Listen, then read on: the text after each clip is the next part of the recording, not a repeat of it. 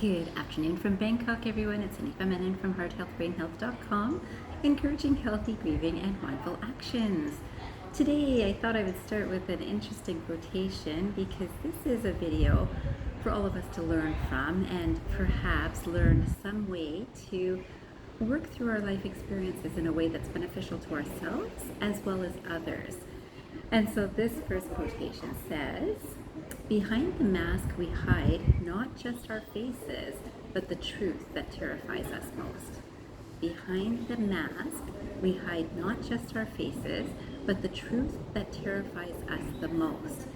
And this is interesting in healthcare and hospitality, but every service industry and also every personal life. When we are concerned about a judgment of another, we may put on a mask if I'm okay. So I certainly see this in grief recovery, and of course we will see this in many different situations. A child might put on a mask of strength even though is fearful of the bullies in the neighborhood or at school. And this is interesting because we all have similar awarenesses of things around us, and I thought this next quotation would help us too.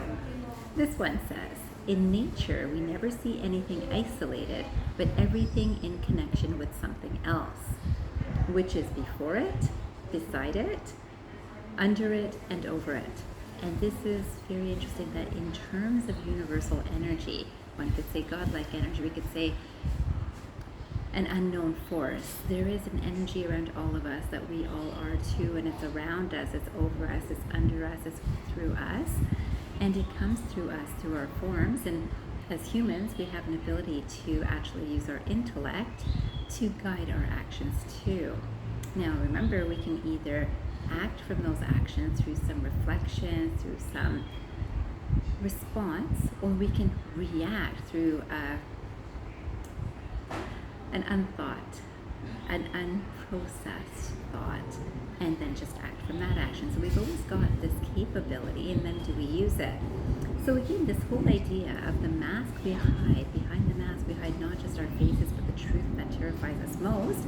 Today I had the most interesting experience here in Bangkok, and I do not believe that it's restricted to Bangkok or the place that I went to. But I can tell you that I go to a particular place relatively regularly, and their prices are good for things that I like to eat, and so I get some things there. And I noticed that for the past few days, this store does not have change. So it doesn't have change. It has very few bills too, but it does have some bills. I always get most of the change that I am expecting. Initially, I got all of the change. So I've been here for, I guess, just over a week, and I can say that, again, it's a wonderful place, and I love the people there. The energies of them are perfect for my taste, I guess, but very much in line with who I am. And then this experience has happened that there's no change. So when I pay, I'm used to getting my exact change back, and they'll say we don't have change. And it's interesting because at first I thought, okay, that's okay. And I noticed the second time that it happened that the person said, "It's okay," to me. And I thought that's interesting because I had to clarify to the person that, wait, you're saying it's okay to me, yet those words should be coming from me because you're actually taking more than what I owe you by not giving me my full change. And so the person said, yes, you're right. Today the same thing happened. And so I took some time to reflect on this because the first place that this mind goes is the compassionate place, or I'll say very soon. At first I guess it's a observation and perhaps some surprise on this side, and then there's a reflective time in this mind, and I get to reflect on what does this mean, what could this mean. And for me, there's a lot of, or this mind, there's a lot of understanding that I appreciate, that when I understand something, I can be the best of myself. Now, understanding is not really necessary for this mind or I to be the best of who I am, yet for this mind, understanding helps. So when I sit and I reflect or I meditate on things like this, I try to ask, what is it that I can understand from this? And so when I see that there's no separation between myself and the people that serve me anything, or I buy anything from any store or any place or any service, I think, what could this person be going through, or this this company be going through? And my compassion kicks in very quickly. And I think, wow, maybe this is not an easy time for their business. Maybe it's not even business related. Maybe something has happened personally that has raised a little bit more pressure in terms of the financial stability.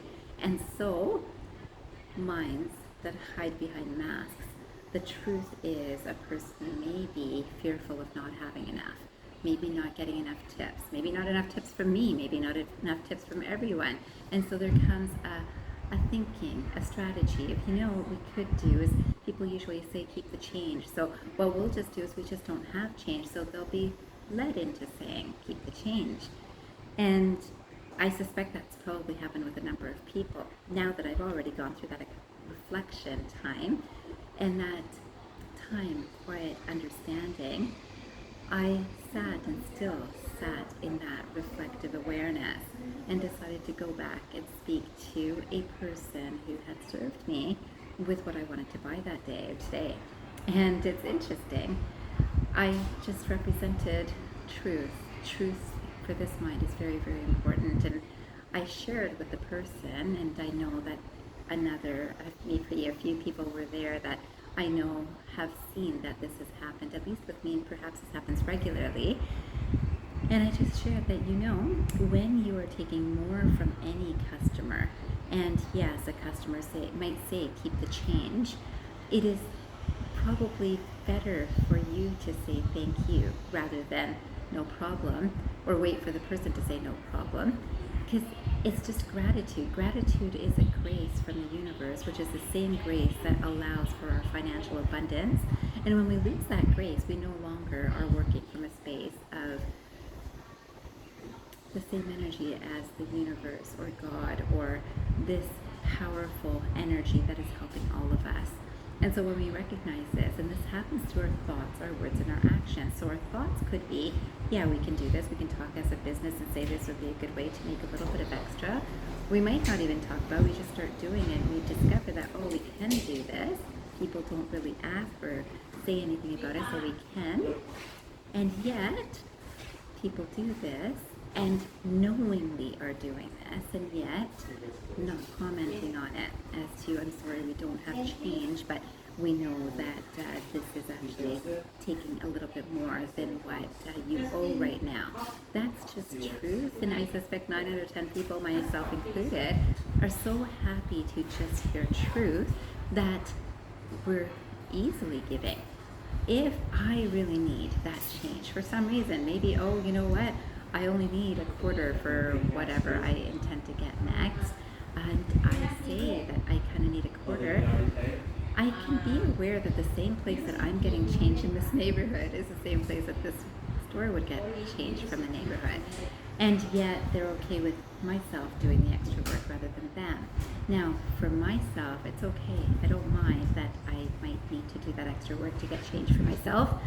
At the same time, truth is most important to me. So when I went back to speak to this group, and especially the person who was serving today, or I was buying from today, I said, this would be a better way that you could share this, that it's just truth that you're sharing, and it's just straightforward. It's not hiding behind what is actually happening. And it's also not looking like you've done the client a favor, because you haven't really done the customer a favor by saying, it's no problem.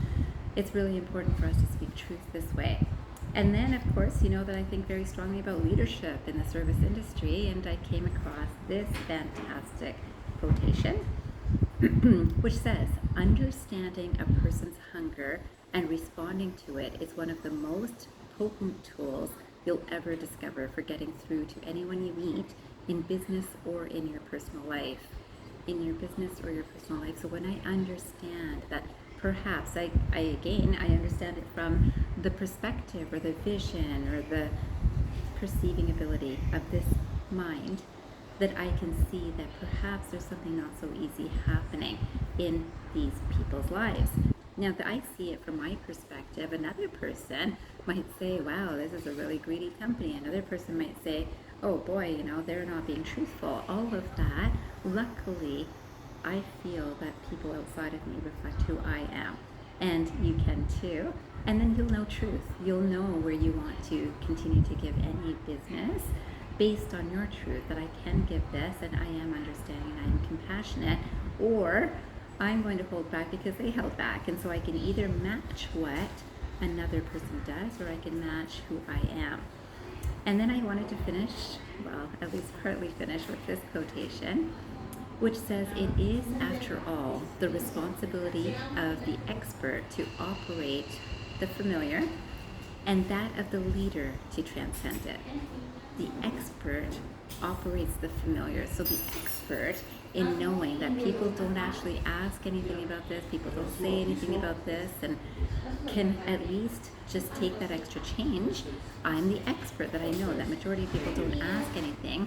I can become an expert because I've done it several times and no one has said anything. I become the expert and I can do what is familiar. And then it takes the leader to transcend it. A leader is the one who says, I understand the other side, I understand this side, how would I feel if I'm in that position? I decided to be a leader because I'm representing not only myself but them too. I am the same as them. I am the same energy that's sharing with them what they also might be hiding because of a mask that's being worn. And this is something that we can do, again, whether in our business or our personal life, where we actually can act from a place of knowing with kindness, compassion, consideration, and help ourselves learn something, both about ourselves and about the other side too. The other side of anyone who we meet is a reflection of what is in our own minds. And this is a beautiful understanding for us to have. This is the last quotation I wanted to share with you today. This is what I posted today in Facebook and in LinkedIn. It's something that I really feel strongly about. It says, compassion is strength wrapped in understanding. Compassion is strength wrapped in understanding.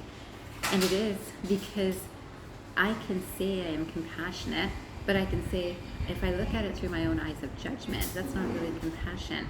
If I look at it through harsh energies of anger, frustration, irritability, that's not really compassion. Compassion is a strength which is wrapped in understanding. Today, I thank the universe for that energy flowing through me. I hope that whoever is ready to receive that does receive it today, and I hope you remember that this affects both our personal and our professional lives. Remember also, transform your mind and transform your life. Have a great day or night, everyone.